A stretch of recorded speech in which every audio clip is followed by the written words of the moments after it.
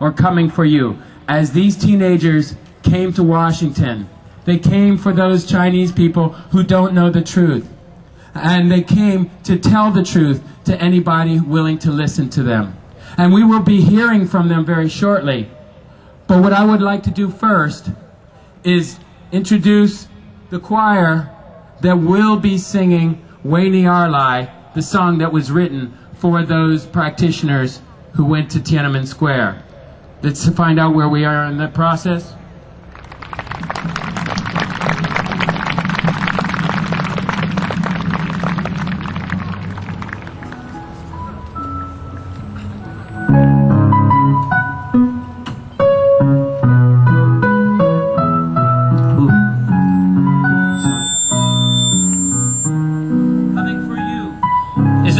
Written for the Falun Gong practitioners who go to China to uphold the principles of truth, compassion, and tolerance. They came from many countries to tell the truth about the persecution of Falun Gong, going to countrysides, the cities, and Tiananmen Square to peacefully appeal to the Chinese government to be able to practice freely Falun Gong. Today we join with the bicycle riders from Toronto, Canada, and France. They bring a message to Washington, D.C. Let's put an end to the persecution of children in China.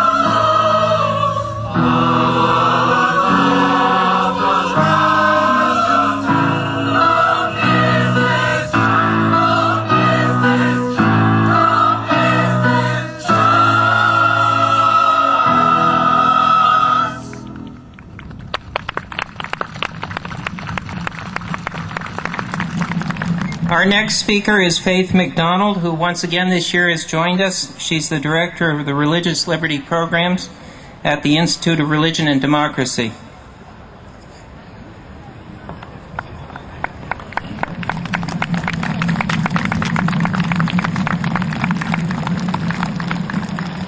Good morning. It's a privilege to be here with you today. I applaud you for your courage. I applaud you for your faithfulness to those who are being persecuted. I applaud you for your advocacy. And I say that other people who are being persecuted for religious freedom need a group like you to be behind them. God bless you for being here. The Institute on Religion and Democracy wishes to join those who are here to raise their voices in support of religious freedom and human rights in China. It is the God-given right of all people to have religious freedom, freedom of consciousness, freedom of worship. All we ask is that the Chinese government respect that right. Yet, on July 20, 1999, the Chinese government banned and began a state-run persecution of Falun Gong. In the same manner, Christian believers have been oppressed, persecuted, arrested, and killed by the Chinese government policy as well. I just received word yesterday of 100 house church leaders arrested in Xinjiang and one arrested leader being tortured in Henan. We're all in this together, folks. We want to ask the Chinese government, what are you afraid of? Why are you afraid of good, kind people such as Falun Gong practitioner Dr. Charles Lee? Why are you afraid of Christian house church leaders like the Heavenly Man, like Peter Shu and Gong Shengliang? Believers in truthfulness, compassion, tolerance, and believers in Jesus Christ are no threat to China. They are the hope of China. But those who thrive in the darkness are afraid of the light.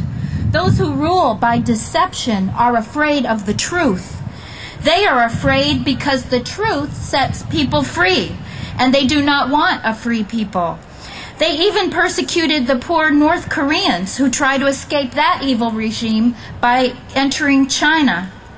IRD urges the United States government to continue to work for human rights and religious freedom in China for all people, and we applaud the efforts of congressmen like Chris Smith, who care so much about the people of China. And we say to the Chinese government, come out of the darkness and into the light. Put away deception and embrace truth. Stop your state-sponsored terrorism of Falun Gong, of Chinese Christians, and of all who want to live in truth, peace, and freedom. Thank you.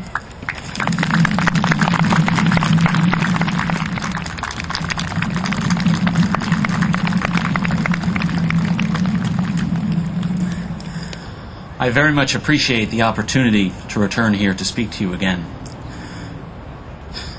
In the suburbs of New York where I grew up, we heard and read of mafia-style drive-by shootings to silence informants and witnesses. The mafia called these murders hits.